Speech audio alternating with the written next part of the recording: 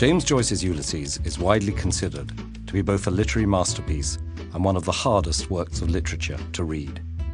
It inspires such devotion that once a year, on a day called Bloomsday, thousands of people all over the world dress up like the characters, take to the streets, and read the book aloud. And some even make a pilgrimage to Dublin just to visit the places so vividly depicted in Joyce's opus. So what is it about this famously difficult novel that inspires so many people? There's no one simple answer to that question, but there are a few remarkable things about the book that keep people coming back. The plot, which transpires over the course of a single day, is a story of three characters: Stephen Dedalus, reprised from Joyce's earlier novel, A Portrait of the Artist as a Young Man; Leopold Bloom, a half-Jewish advertising canvasser for a Dublin newspaper; and Bloom's wife, Molly, who is about to embark on an affair. Stephen is depressed because of his mother's recent death. Meanwhile, Bloom wanders throughout the city.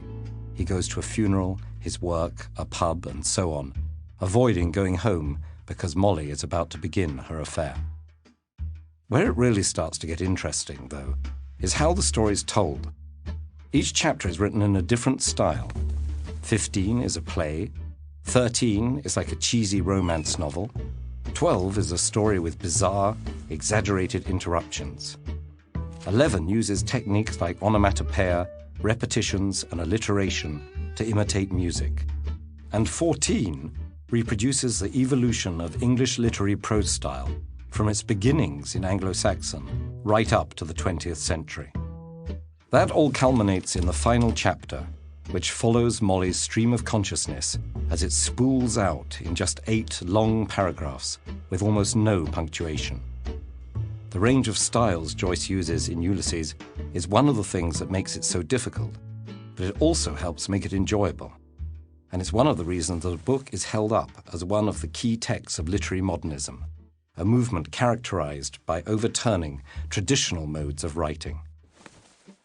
Joyce fills his narrative gymnastic routines with some of the most imaginative use of language you'll find anywhere.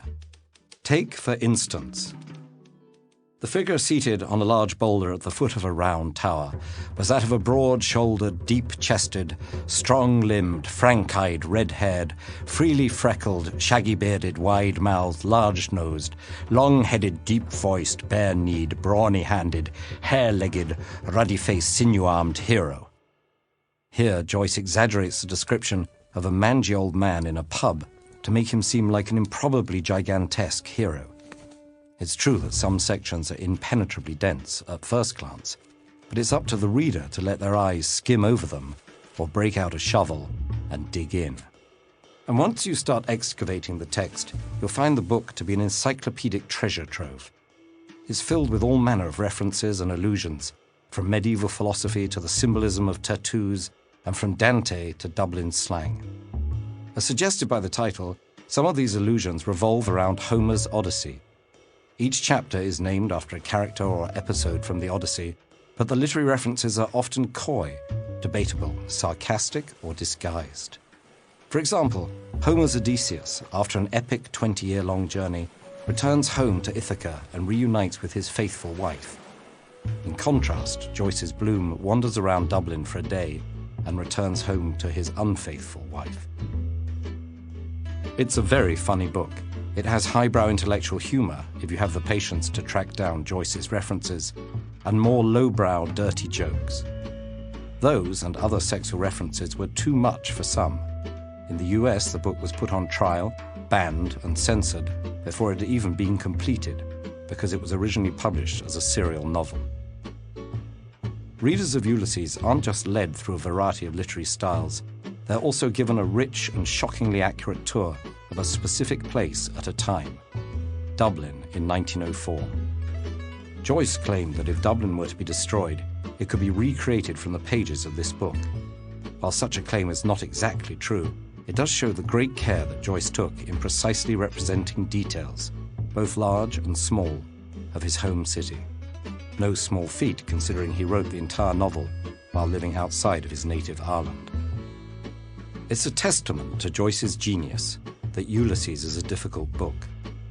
Some people find it impenetrable without a full book of annotations to help them understand what Joyce is even talking about. But there's a lot of joy to be found in reading it, more than just unpacking allusions and solving puzzles. And if it's difficult, or frustrating, or funny, that's because life is all that and more.